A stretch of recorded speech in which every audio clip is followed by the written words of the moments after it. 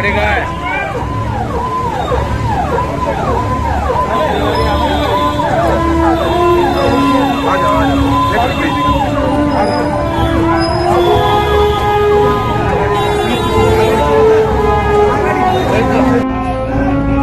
Go back! Go back! Go back! Go back! Go back! Go back! Go back! Go back! Go back! NIA, go back! Go back! Go back!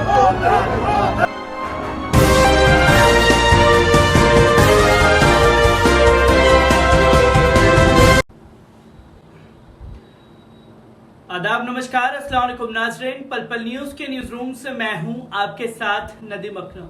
ED NIA की छापेमारी के बाद popular front of India के top लीडरों की जिस तरीके से गिरफ्तारी हुई है उसकी तस्वीरें लोगों के सामने हैं और जैसे ही वो तस्वीर लोगों के सामने आई तो पीएफआई के कार्यकर्ता जो हैं वो सड़क पर उतर आए हैं, जिसकी तस्वीरें अब लगातार सामने आ रही हैं। तो वहीं पीएफआई लीडरों की गिरफ्तारी के बाद केरल में पीएफआई कार्यकर्ताओं द्वारा बंद का ऐलान कर दिया गया। महज 12 घंटे के बंद का यह ऐलान किया गया है, जिसके बाद केरल से भी तस्वीरें लोगों के सामने आ रही हैं। तो वहीं गोदी मीडिया खुल करके इस तरीके से तस्वीरों को दिखा रहा है जो कि खुद पीएफआई के लीडरों को भी नहीं पता होगा कि ये चीजें कब घटित हुई। एनआईए ने अभी कुछ कहा नहीं, पर गोदी मीडिया गले फाड़ फाड़ करके ये बताने की कोशिश कर रहा है कि साहब आतंकी कनेक्शन था, इसलिए ये गिरफ्तारी की गई है। और इस गिरफ्तारी के बाद देश भर में बवाल मचा हुआ है। सबसे पहले जिन जिन नेताओं को गिरफ्तार किया गया है, पहले उस वीडियो पर नजर डाल लीजिए। गाड़ी का है।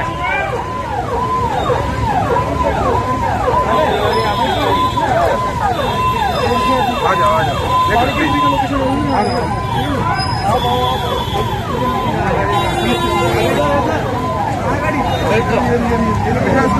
बैठाओ भाई इसको, यहाँ से यहाँ इसमें आ जाए, यहाँ बैठ जा।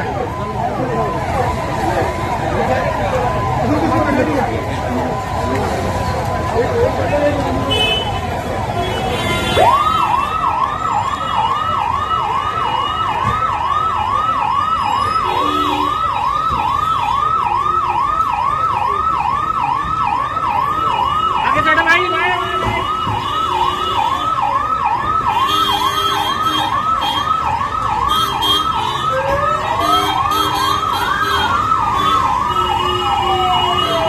आपने ये वीडियो देखा जिसमें पॉपुलर फ्रंट ऑफ इंडिया के बड़े लीडर मोहम्मद शाकिब नजर आ रहे हैं। तो वहीं कई और लीडर भी इस वीडियो में आप लोगों को दिखाई दे रहे हैं। तो वहीं इस गिरफ्तारी के बाद सड़कों पर लोग उतर आए हैं। पहले इस वीडियो पर नजर डालिए।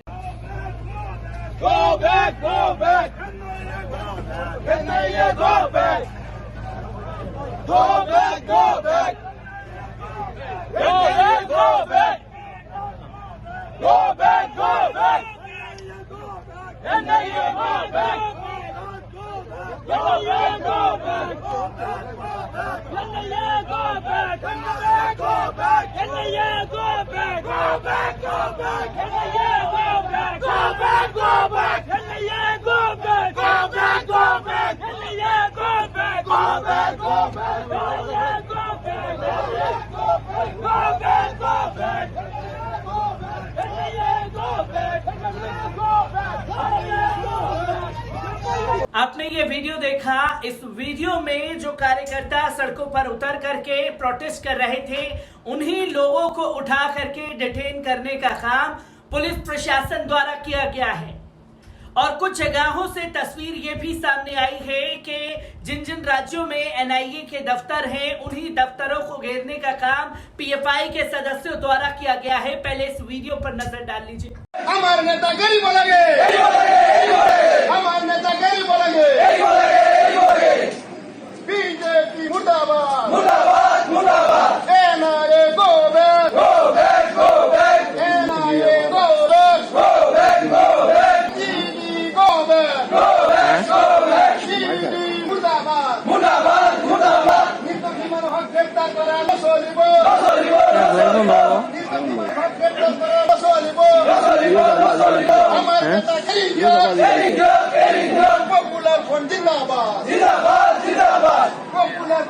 जिंदाबाद जिंदाबाद जिंदाबाद पखम सरकार हाय हाय हाय हाय हाय पखम सरकार हाय हाय हाय हाय आरएसएस मुर्दाबाद मुर्दाबाद मुर्दाबाद आरएसएस मुर्दाबाद मुर्दाबाद मुर्दाबाद RSS go back go back go back. तो दोस्तों, आपने देखा कि पीएफआई के सदस्य जो हैं वो गुस्से में हैं अपने लीडरों की गिरफ्तारी के बाद। जो एनआईए ईडी मुर्दाबाद के नारे लगा रहे हैं, तो वहीं देश के गृह मंत्री के खिलाफ भी नारेबाजी करते हुए वीडियो में साफ तौर पर देखे जा सकते हैं। किस तरीके से केरल में इसका असर पड़ा है, एक बार इस पूरी रिपोर्ट पर नजर डालते हैं। पॉपुलर फ्रंट ऑफ इंडिया ने राष्ट्रीय जांच एजेंसी एनआईए की अगुवाई में कई एजेंसियों की ओर से उसके कार्यालयों, नेताओं के घरों और अन्य परिसरों में छापेमारी के विरोध में 23 सितंबर को बंद बुलाया है। पीएफआई ने शुक्रवार सुबह 6 बजे से शाम 6 बजे तक 12 घंटे के हड़ताल की घोषणा की हुई है। एनआईए की छापेमारी देश में आतंकी गतिविधियों का कथित तौर पर समर्थन करने के लिए की गई है। भारतीय जनता पार्टी के प्रदेश इकाई ने हालांकि इस प्रस्तावित हड़ताल को अनावश्यक बताया और राज्य सरकार से इसके खिलाफ कड़ी से कड़ी कार्रवाई करने का आग्रह भी किया है। तो वही तस्वीर केरल के कोलम जिले के पलिमुक्कू में पीएफआई प्रदर्शनकारियों ने पुलिसकर्मियों पर हमला किया, जो कि गोदी मीडिया बताने की कोशिश कर रहा है। हमले में 2 पुलिसकर्मी घायल हो गए हैं। बाइक सवार प्रदर्शनकारियों ने यह हमला किया था। केरल पुलिस ने घटना की पुष्टि भी कर दी है। एनआईए छापेमारी के विरोध को लेकर पीएफआई के विरोध प्रदर्शन के बीच हिंसा की घटनाएं सामने आ रही हैं। कोची में केरल राज्य परिवहन की बस पर उपद्रवियों ने हमला कर दिया है। बस में तोड़फोड़ की गई है। एनआईए ने गुरुवार को पीएफआई के 96 ठिकानों पर छापेमारी की थी। पीएफआई के बुलाए गए बंद के बीच तोड़फोड़ और उपद्रव की खबरें भी सामने आ रही हैं। तिरुवनंतपुरम में पीएफआई कार्यकर्ताओं ने गाड़ी पर हमला किया। इसके अलावा कोलम में भी बस पर भी हमला किया गया है। इस बीच तमिलनाडु बीजेपी ने आरोप लगाया है कि कोयम्बटूर में उसके दफ्तर में पीएफआई कार्यकर्ताओं ने तोड़फोड़ की है। बीजेपी की प्रदेश इकाई के प्रमुख के सुरेंद्रन ने आरोप लगाया है कि पीएफआई की ओर से पूर्व में बुलाई सभी हड़ताल दंगे में हुए हैं। उन्होंने कहा कि राज्य के पदाधिकारियों को लोगों के जीवन और संपत्ति की पर्याप्त सुरक्षा करने के लिए पर्याप्त व्यवस्था करनी चाहिए। उन्होंने ये भी आरोप लगाया कि पीएफआई बाहुबल के जरिए आतंकवाद मामलों से निपटने की कोशिश कर रहा है।